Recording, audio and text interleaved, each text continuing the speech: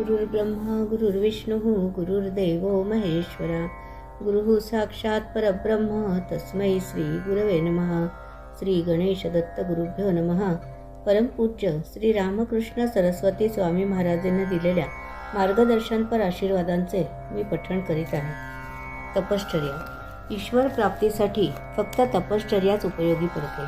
पराकाष्ठेचा अभ्यास करावा लागतो। अभ्यास म्हणजे पुन्हा पुन्हा प्रयत्न होतो। तपश्चर्येशिवाय आध्यात्मिक प्रगती होत नाही। घरी पैसा ठेवला व व्याज मिळत नाही अशी तक्रार करण्यात काय अर्थ आहे। व्याज मिळवण्यासाठी बँकेत जावे लागते। तेथे ठराविक मुदतीपर्यंत पैसा ठेवावा लागतो। फिक्स डिपॉझिट करावे लागते, म्हणजे या रकमेवर व्याज प्राप्त होऊ शकते। तसेच तपश्चर्या ही एका विशेष कालापर्यंत केल्यावरच ईश्वरी अनुभव प्राप्त होतो। आपल्या जीवनाचे उद्दिष्ट परमेश्वर प्राप्ती हे आहे।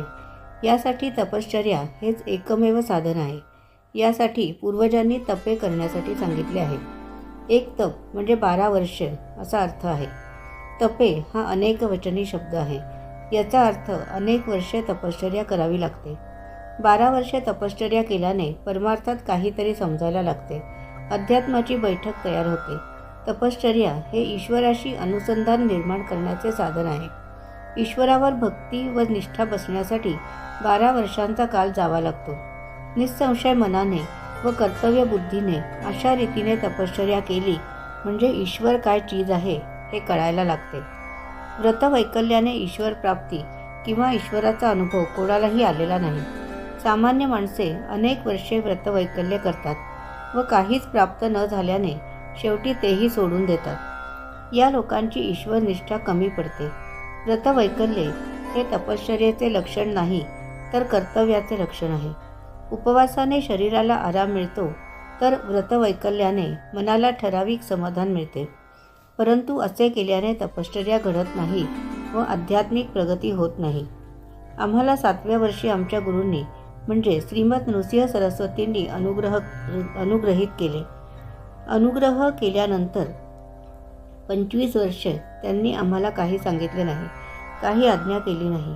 25 वर्षे आम्ही एकसारखीच गुरूंची सेवा केली। ही एक तपश्चर्या होती। त्यानंतर वैदिक धर्माचे कार्य करण्याची आज्ञा झाली।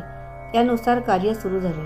इतक्या लहान वयात ईश्वरी अनुभूती येणं हे विशेष आहे व त्यासाठी मागील अनेक जन्म तपश्चर्या, सेवा, भक्ती चालली असावी। त्याशिवाय असे होणे शक्य नाही। जसजशी तपश्चर्या होत जाईल तसतशी ईश्वरावरची निष्ठा अधिक दृढ होत जाऊन अंतःकरण पवित्र होऊन गुरूंना ओळखण्याची पात्रता अंगी येते। हीच ईश्वरी अनुभूती होय। दैनंदिन साधनेसाठीतील आजच्या या भागाचे पठण परमपूज्य श्री गुरुदेवांच्या चरणी सादर अर्पण। ही सेवा परमपूज्य श्री गुरुदेवांच्या चरणी सादर अर्पण।